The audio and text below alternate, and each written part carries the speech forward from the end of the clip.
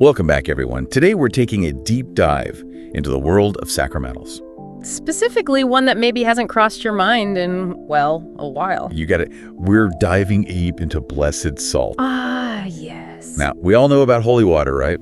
Used it a million times, probably. Yeah. But today we're going to uncover all the history and uses of its less talked about cousin, blessed salt. You know, it's funny how some of these beautiful traditions in our faith sort of slip through the cracks, you know? They really do. But sacramentals, like blessed salt, they really give us this tangible, I don't know, like a physical way to connect with the divine. Yeah. It's amazing. So, okay, let's just start with the basics. Sure. What is blessed salt? Right. I think some folks might be picturing, like, an elaborate process or some really rare ingredient. No. It's way simpler than you think. Okay, good.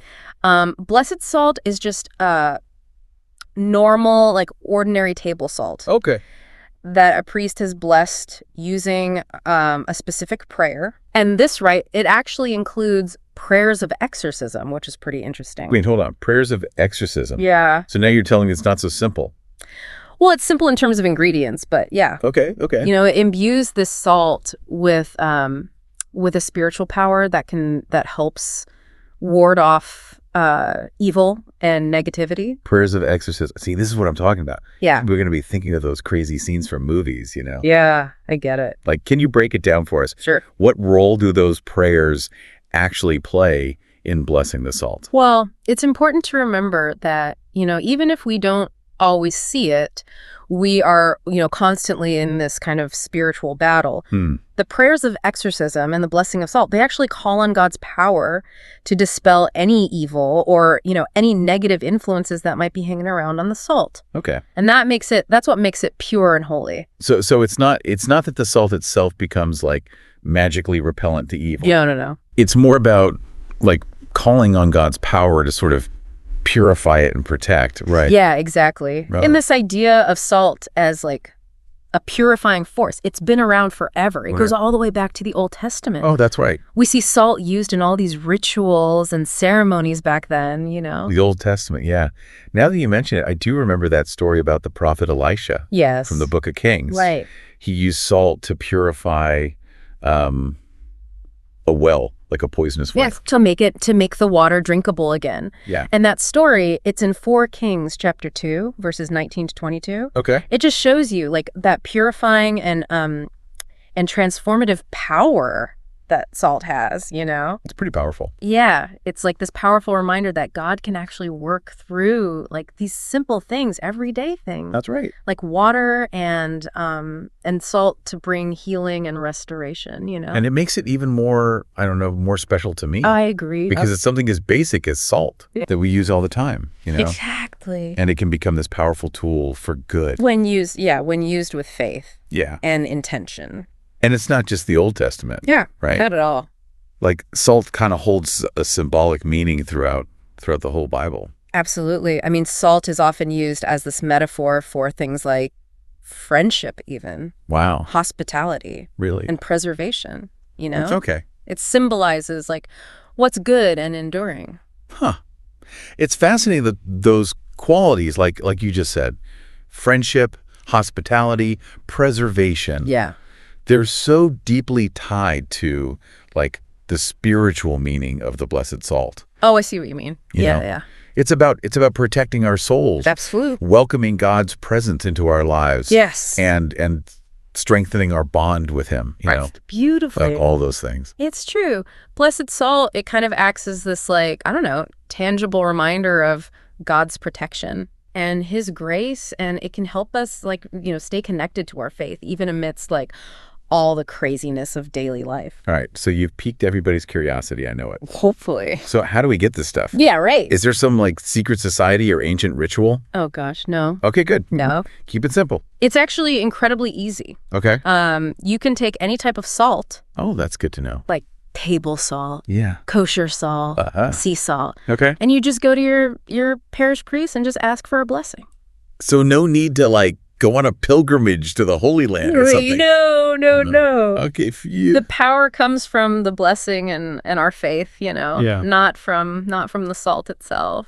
I love that. It's such a good reminder. Right. That our faith is accessible to everyone. Absolutely. It's not about like, fancy ingredients or complicated rituals. Exactly. God's grace is available to us in the simplest way. Yeah. And just a reminder, you can't go buy this blessed salt on eBay, right? No, you can't buy it. It's not for sale. No. Because it's a sacramental.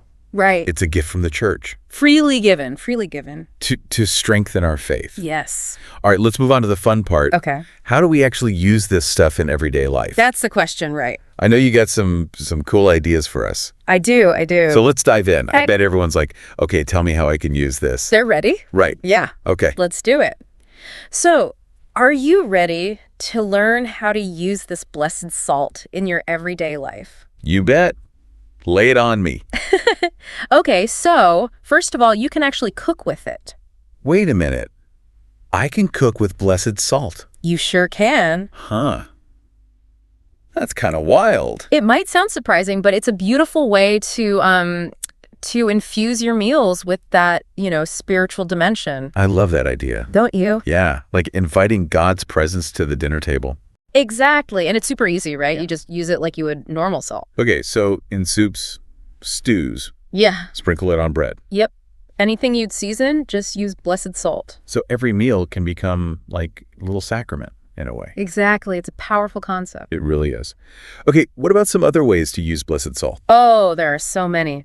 Another common practice is to use it to bless your home.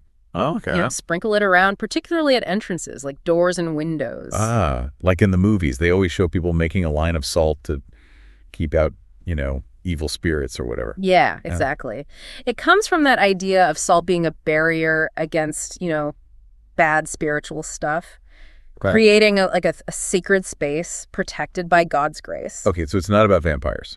Well, maybe a little. Okay. But really, it's about creating a spiritually safe place. Got it. For yourself, for your family. Yeah. You know how sometimes you wish you had some holy water handy? Oh, all the time. Yeah. Especially going through airport security. I'm like, man, I need some holy water right now. Right. But like a whole bottle, it's not exactly practical. Yeah, no. PSA wouldn't be too happy about that. Exactly. But blessed salt, that's where it comes in. Super portable, discreet. You can just carry a little vial of it in your pocket or your purse or even in your car. It's like having a little bit of spiritual backup wherever you go. Exactly. Never thought of it that way before. Right. And it's not just for personal use either. You can use it to bring God's presence into any space that feels, a little heavy. You mean like if you're visiting someone in the hospital? Exactly. Like after a big family fight? Yeah. To bring some peace? Yeah. Any place where you could use a little extra spiritual support, just sprinkle some blessed salt, say a prayer, and invite God's peace into that situation. Wow, that's really powerful. It's such a concrete way to connect with your faith in those moments, It is, isn't it? But it makes you wonder, right? We're talking about all these incredible uses for blessed salt, but it seems like it's kind of fallen out of use a little in modern Catholicism. It's true. Why do you think that is? Good question. I think, for one thing, our society has gotten so secularized that some people might see sacramentals as old-fashioned or superstitious. Yeah, I can see that. Yeah. It's a shame, though, because as we've seen, sacramentals like blessed salt can be these really beautiful and practical ways to connect with your faith. Yeah. And to really feel God's grace in your daily life, Absolutely. They help bridge that gap, between the physical world and the spiritual. They remind us that God's presence is everywhere. And, I think another reason blessed salt might be overlooked is that it's so simple. Sometimes I think its simplicity leads to misunderstandings. What do you mean? Well, because it's so easy to use. It's easy to fall into that trap of thinking it's like a magic charm, Oh, like if you just sprinkle some blessed salt, all your problems will disappear. Yeah, exactly. Like magic. But of course, that's not how it works. No, definitely not. It's crucial to remember that the power of blessed salt, or any sacramental, comes from our faith and trust in God and the church. Right. It's a reminder of God's protection and presence, but it's not, it's not a magic wand. Got it. So it's about using it with reverence, with prayer. Yes. As a way to invite God into our lives and into our situations, not as a quick fix. Exactly.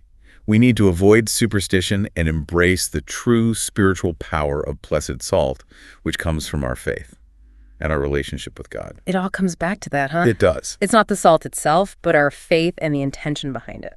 Beautifully said. This has been so eye-opening. I'm seriously inspired to start using blessed salt more intentionally in my life. I'm so glad. Yeah. And I think, speaking of enriching our spiritual lives, maybe it's time to move on to the last part of our deep dive. Okay. Where we can explore some specific examples of, how blessed salt can help with common spiritual challenges. That sounds good to me. And how it can help us cultivate that sense of peace and protection that we all crave. There's so much more to learn about this humble but really profound sacramental. Welcome back. We're wrapping up our deep dive on blessed salt. I'm telling you, I am ready to pull out the salt shaker after this. It's amazing how something so ordinary can have so much spiritual weight, right? It really is. Oh. And we've talked about the history, the symbolism, the ways to use it. We have covered a lot of ground. But I want to get into some specific situations. Oh, sure. Where blessed salt can really be helpful. Okay. Like, those times when we feel vulnerable or really need that extra spiritual support? I see what you mean. What comes to mind for you? One area where blessed salt can be really powerful is when we're dealing with fear and anxiety. Oh, absolutely. We all experience those feelings, right? And sometimes they can feel like they're just, taking over. We live in a world that gives us plenty to be anxious about. That's for sure. So how can blessed salt help us deal with that? Well, remember we talked about how salt is a symbol of preservation? Right. Think of blessed salt as kind of a spiritual preservative. Okay. Protecting your heart and mind from the effects of fear and worry. When you use blessed salt with prayer, you're inviting God's peace into your life to guard your thoughts, your emotions. It's like building a spiritual shield almost. Exactly. And it can be so simple. You could sprinkle a little on your bedside table before you go to sleep. Okay. Or carry a little vial with you throughout the day. Just combine it with a prayer for peace and really surrender those worries to God. That's a great tip. And something you can do anytime, anywhere. Right. What about negativity? Ooh, yeah. Like when you're facing, gossip or criticism. The worst. Or even those negative thoughts we have about ourselves. It's a constant battle, isn't it? We're all bombarded with negativity. But blessed salt can help there too. How so? Well, think about those prayers of exorcism that are part of the blessing. Yeah. They're all about driving out evil and negativity. It's like a spiritual cleanse. Exactly. So if you feel like a certain place is just filled with negativity, you can sprinkle some blessed salt in the corners and pray for God to purify it. I like that. Or, keep a vial of blessed salt with you to remind yourself that God's protection is always surrounding you, shielding you from negativity. A little reminder that you're not alone in that fight. Exactly. God's power is with us always. And sacramentals like blessed salt help us tap into that power. It makes it real somehow. It does. Okay, last one. What about temptation? Ah, yes. We all face temptations, those urges to turn away from God. Definitely. So how does blessed salt come in here? Well, remember how salt was used in the Old Testament as part of sacrifices? Right. It symbolized purity and dedication to God. Okay. So when you use blessed salt with prayer, it's like you're offering yourself to God, asking for his strength to resist temptation and stay true to him. Like a physical reminder of that commitment. Exactly. Try keeping a little container of blessed salt with you. And when you feel tempted, just touch it. It will help bring you back to God and to your desire to follow him. These are such great practical ideas.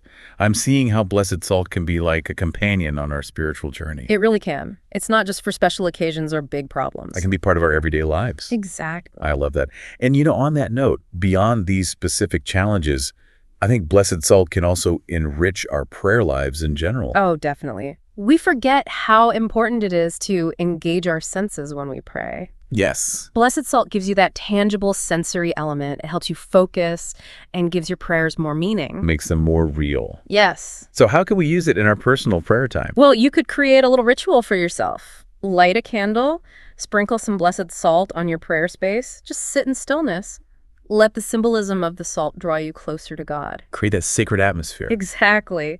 Another beautiful practice is to use blessed salt when you bless yourself or your loved ones. Ooh, I like that. Make the sign of the cross with the salt on your forehead or on the forehead of someone you love and ask for God's blessing and protection. It's a beautiful image. It is. Wow, we've learned so much about blessed salt today. It's really incredible how much meaning and power is packed into this, everyday element. It really is a hidden gem of our faith. So as we wrap up this deep dive, I want to leave everyone with one last thought. Okay. How might using blessed salt, even in a small way, help you feel more connected to your faith? Mm-hmm. And how might it bring you a greater sense of peace and protection in your daily life?